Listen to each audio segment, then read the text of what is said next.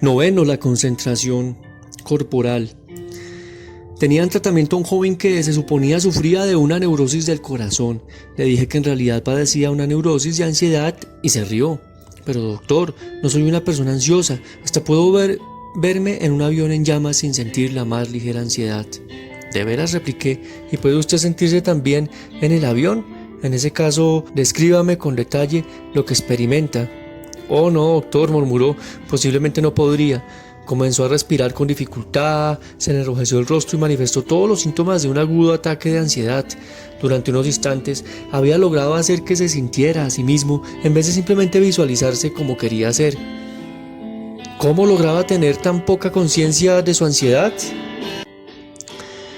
Abstraía de la situación completa que incluía la ansiedad a su sola figura y lo hacía evitando sentirse a sí mismo. En el momento en que se sintió a sí mismo, su ansiedad brotó a la superficie. Como observador, no me había manifestado su ser real, sino al héroe que le hubiera gustado ser. Yo podría haber sacado interpretaciones basadas en la teoría de la libido, podría haber interpretado al aeroplano como un símbolo fálico, las llamas como el fuego del amor y la imagen de sí mismo como un conquistador poderoso.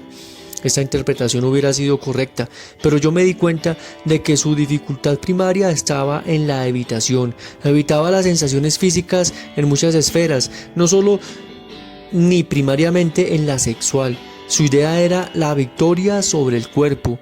Esta actitud ascética tenía como resultado una hipertrofia intelectual y fina hipotrofia sensorial. Al inmovilizar nuestro sistema motor, al mismo tiempo inmovilizamos nuestras sensaciones. Podemos removilizar a ambos con una concentración apropiada. Al restablecer los movimientos diferenciados de nuestro cuerpo, eliminamos el entumecimiento y torpeza de la personalidad rígida y reinstalamos las funciones motoras del ego. Alimentar a una persona que padece de excesivo intelecto y muy poco sentimiento con más intelecto aún, por ejemplo con interpretaciones, es un error técnico. Para eliminar un síntoma neurótico en el propio organismo se necesita tener conciencia del síntoma en toda su complejidad. No introspección y explicaciones intelectuales. Lo mismo, para que diluir un trozo de azúcar se necesita agua, no filosofía. Nuestro fin es restablecer por medio de la concentración las funciones del ego, diluir la rigidez del cuerpo y el ego petrificado, el carácter. Este desarrollo debe moverse al principio de la dirección de una regresión. Queremos detener el progreso de una neurosis y de la osificación caracterológica y al mismo tiempo regresar los niveles biológicos de nuestra existencia. Cuando más lejos estamos de nuestro ser biológico durante las horas de trabajo, más urgentes resultan las vacaciones. Todos necesitamos al menos ocasionalmente un respiro en la tensión que la profesión y la sociedad nos imponen. Una regresión hacia nuestro ser natural. Todas las noches volvemos a ese estado animal y en los fines de semana volvemos a la naturaleza. El síntoma neurótico es siempre una señal de que el ser biológico pide atención. Indica que se ha perdido la intuición, en el sentido de Bergson, al contacto entre el ser deliberado y el espontáneo. Para volver a lograr ese contacto, ante todo se debe dejar de plantear preguntas irrelevantes como el eterno ¿por qué? Y reemplazarlas por las importantes ¿cómo?, ¿cuándo?, ¿dónde? y ¿para qué? En vez de ofrecer causas y explicaciones que pueden ser o no ser correctas, usted debe tender a establecer hechos. A través del contacto pleno con un síntoma neurótico, usted estará en posición de eliminarlo. Para adquirir la técnica correcta de concentración en el cuerpo, es útil en especial la técnica de descripción. Al principio usted experimentará una fuerte repugnancia a entrar en detalle, pero si se apega a los detalles sin vacilar, deberá encontrar resistencias específicas y en cierto momento soluciones autoexplicadoras, autoevidentes. Exprese las resistencias, pero siga con la descripción de detalles. Más adelante, aplique la técnica total, la concentración silenciosa, pero de momento conserve la descripción verbal como excelente ayuda para mantener su atención en el síntoma. La teoría de la concentración somática es muy simple. Reprimimos funciones vitales, energía vegetativa, como Reich llama a su conjunto, con contracciones musculares. La guerra civil, desencadenada en el organismo neurótico, la llevan a cabo ante todo el sistema motor y las energías orgánicas no aceptadas que buscan expresión y gratificación. El sistema motor ha perdido en gran medida sus funciones como sistema operante, activo, vinculado al mundo y por medio de la retroflexión se ha convertido en el carcelero más que en el auxiliador de importantes necesidades biológicas. Cada síntoma eliminado significa liberar tanto al policía como al prisionero, energías motoras y vegetativas para la común lucha por la vida. Si llamamos a las contracciones del sistema muscular represores, entonces el remedio de las represiones evidentemente parece ser la relajación. Por desgracia, la relajación deliberada, aunque se realice con plenitud, que Jacobson prescribe en Ya Almost Relax, es insuficiente. Tiene las mismas desventajas que la resolución superficial. Aunque usted podría ser capaz de relajarse, si se concentra en la relajación, podría volver la armadura muscular en cualquier estado de excitación.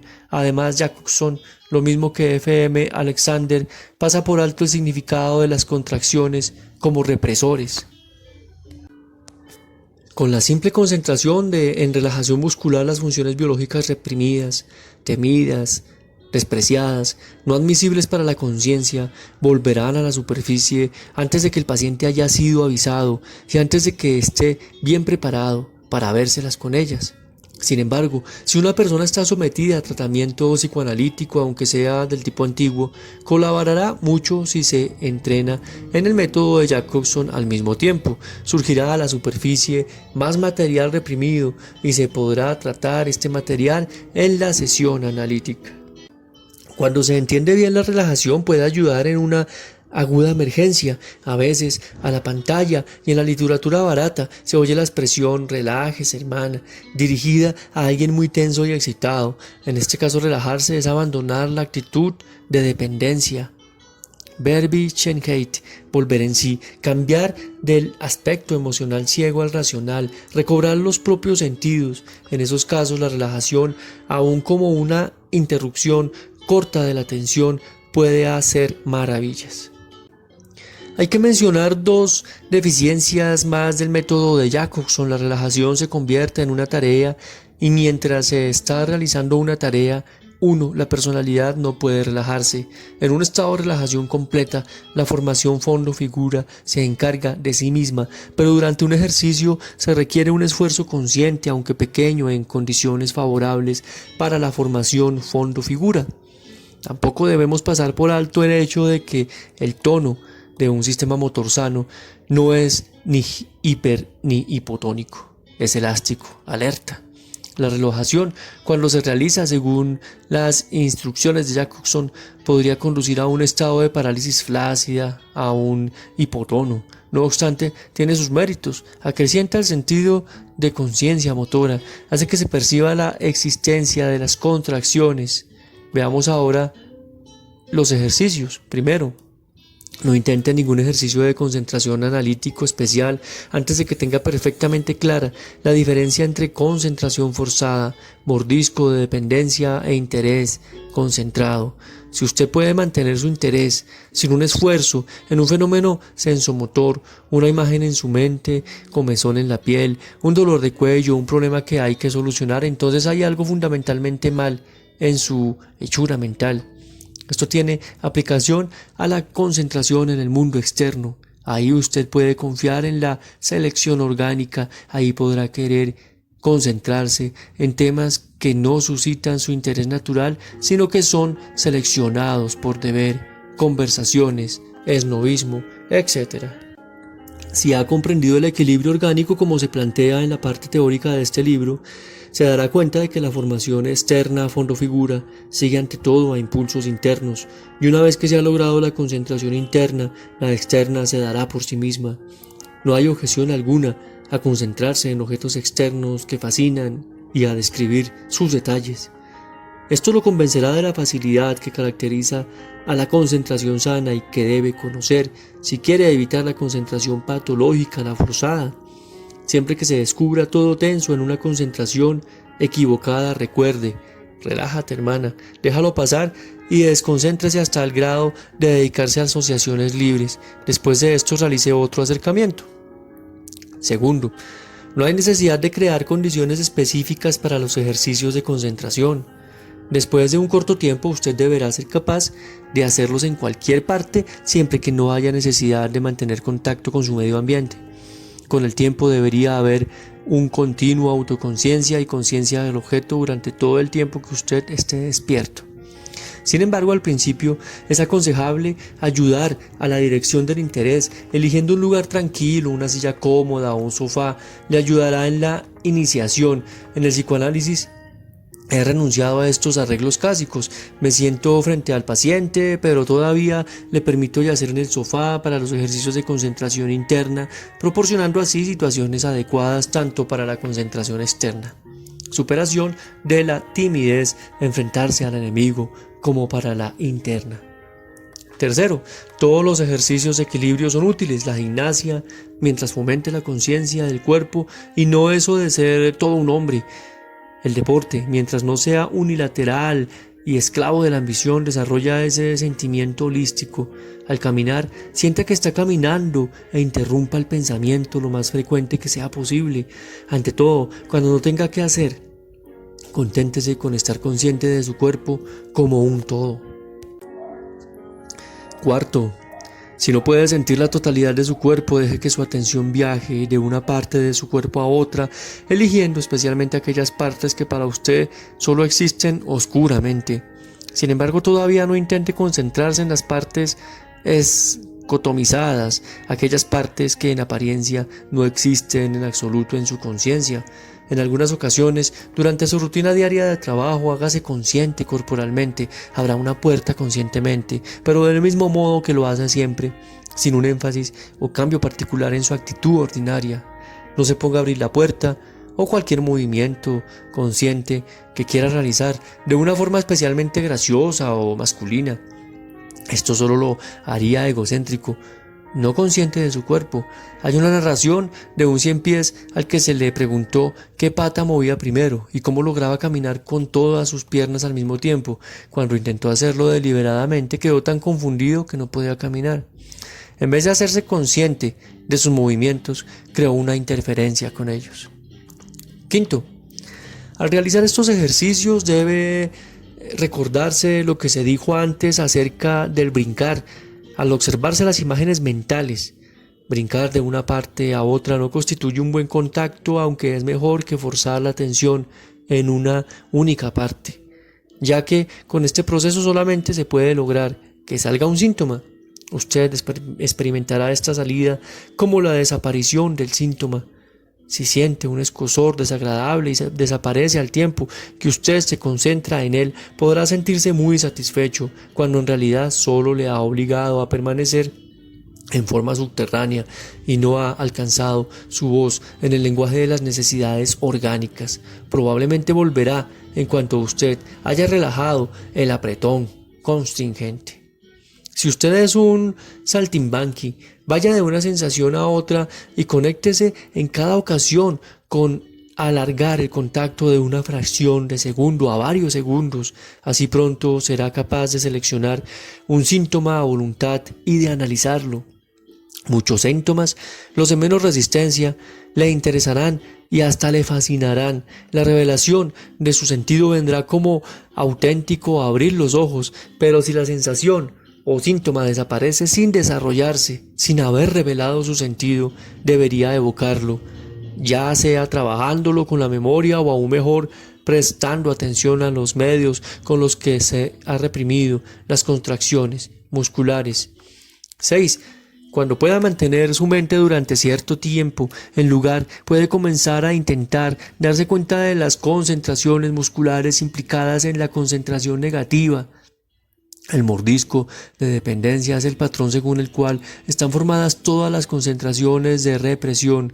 La actitud de dependencia es la concentración negativa agotadora en una cáscara de nuez. Es la base de la torpeza, la mala coordinación y muchos desagradables síntomas neuróticos. Usted no puede lograr ningún contacto natural obligándose a concentrarse. Su actitud para dirigir su atención debe ser muy débil. Si tiene que representar el papel de cadáver, sin atreverse apenas a mover un músculo, o si tiene que estar constantemente alerta, esperando saltar al cuello del que voluntaria o involuntariamente podría perturbar su pretendida concentración. Qué agotador debe ser para usted lograr algo en la vida sin la base del logro. La autoconcentración es tan artificial y costosa. En otra parte denominé fascinación a la forma más elevada de concentración, pero hasta ahora usted se ha visto frente a tantas resistencias que difícilmente podrá esperar estar fascinado.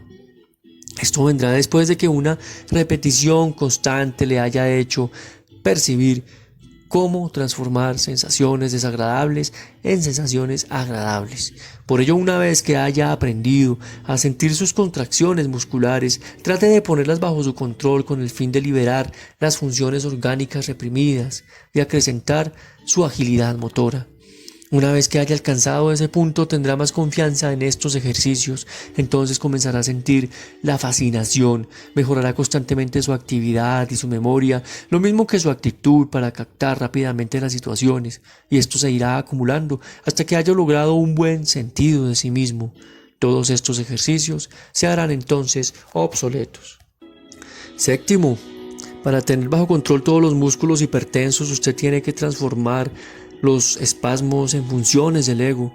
Puede presentarse estas contracciones en cualquier parte. Puede presentarse como calambre del escritor en su brazo y mano o como tartamudeo en su hablar. En los accesos de ansiedad usted descubre que los músculos del pecho se ponen rígidos. En las inhibiciones sexuales la parte inferior de la espalda se pone rígida. Las alteraciones de contacto se presentarán como tirantes en los músculos de la mandíbula y los brazos. Comience con concentraciones en los músculos del ojo, como ya empezamos con ellos en el capítulo acerca de la visualización.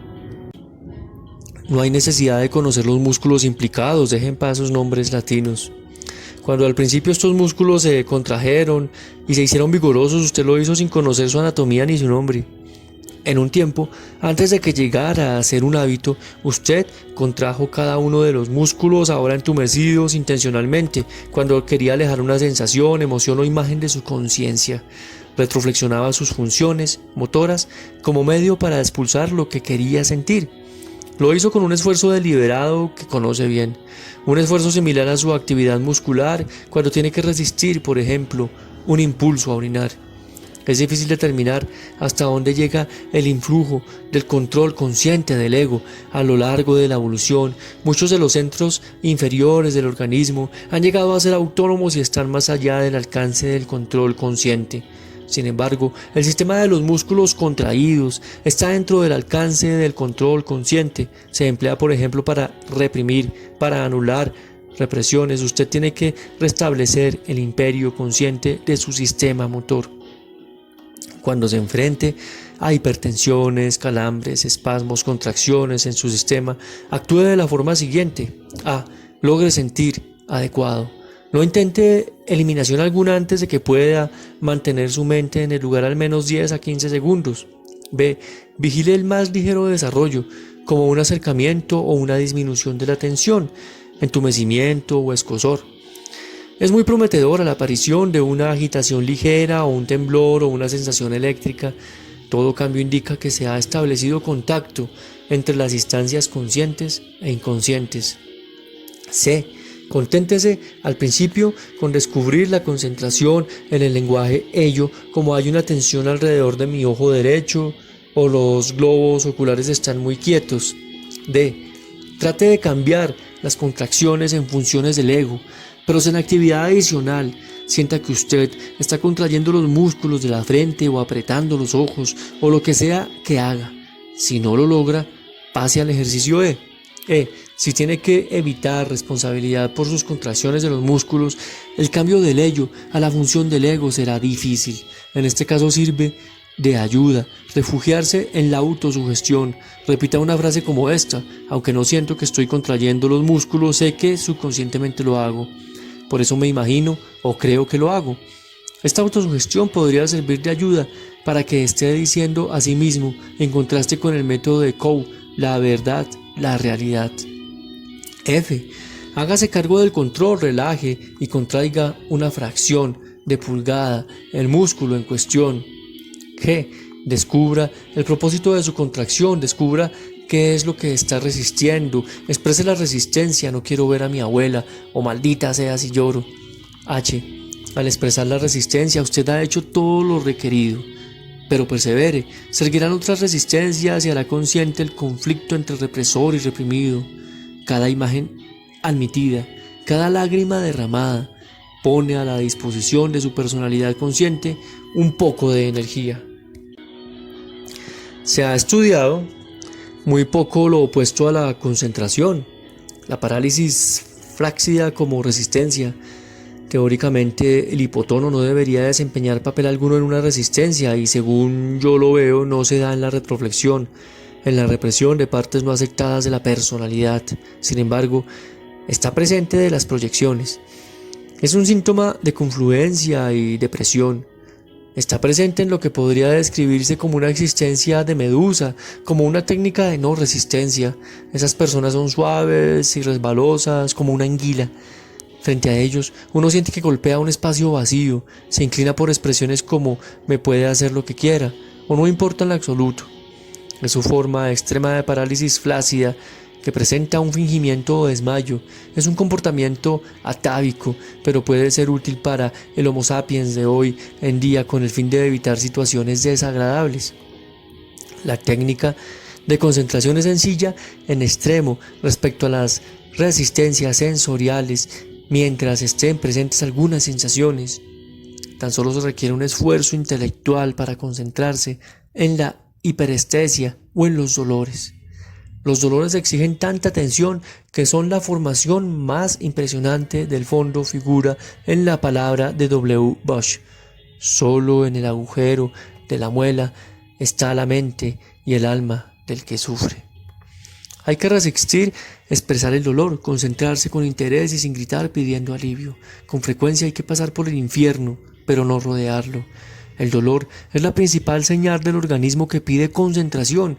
El órgano enfermo originalmente pide atención, no morfina, aunque en ciertas enfermedades orgánicas el llanto, la hipremia, fruto de una concentración correcta, etc., ayudarán a su curación. No es aconsejable depender en forma alguna de ello, muy al contrario. En cuanto se tiene la menor sospecha de una enfermedad orgánica, se debe consultar al médico. Muchos médicos tienen en la actualidad suficiente conocimiento de la psicología médica que los capacita para decidir si debe atacar una enfermedad desde la dirección física o mental o desde ambas. De todas formas, la concentración es un enfoque mejor que los métodos de Coe o de la ciencia cristiana que tan solo niegan y escotomiza una realidad existente. Ciertamente la concentración analítica es el método en cuestión para todos los dolores nerviosos y aquellas enfermedades que son sintomáticas de un deseo inconsciente de suicidio. Una forma sencilla de convencerse de la efectividad de la concentración es la atención a la fatiga. Cuando usted se sienta fatigado y no tenga tiempo de dormir, acuéstese y concéntrese durante 10 minutos en los síntomas de sentirse fatigado. Tal vez le escuezan los ojos, sienta pesados los miembros y le duele la cabeza. Vigile el desarrollo de estos fenómenos en un espacio de estado de estupor y se sorprenderá después de un pequeño periodo de práctica ante lo fresco que se siente cuando se levanta. No debe dormirse, sino permanecer en el estado intermedio entre conciencia y sueño. Una tarea muy ardua equivale en dificultad solo al entrenamiento en el silencio interior. Es la atención a un escotoma mental. Probablemente usted habrá tenido la experiencia de buscar algo, que le digan que estaba delante de usted, estaba allí, pero para usted no estaba. Respecto a esa cosa tenía un punto ciego. La recuperación es una atenuación de tensión, un descubrimiento y sorpresa que quitó el velo mental. En muchos síntomas neuróticos y especialmente en los histéricos, esa escotomización, la mayor parte de las veces bajo la forma de anestesia, desempeña un papel predominante. La mayoría de los casos de impotencia sexual nerviosa, por ejemplo, no los causa la escotomización de las sensaciones genitales, sino que se identifica con ella. Anteriormente le he prevenido contra un intento prematuro de tratar un escotoma, pero ahora usted ya debe estar suficientemente adelantado como para atenderlo. Si al permitir que su atención vague a través de su cuerpo descubre lugares que no puede sentir, descubre primero las fronteras entre las partes sentidas y las no sentidas. Después de esto mantenga su atención en la región no sentida. Esto exige una capacidad considerable de concentración. Con el tiempo descubrirá que hay un sentimiento particular, una hipoestesia parecida a entumecimiento o pesadez, un velo o una nube. Sienta esta experiencia como una realidad, hasta que un día pueda casi literalmente levantar el velo. En ese momento las sensaciones e imágenes biológicas saldrán a la luz, al principio solo durante una fracción de segundo, pero aumentarán más tarde su duración y finalmente tomarán su lugar propio en el funcionamiento de la personalidad. En la parte teórica señalé que el escotoma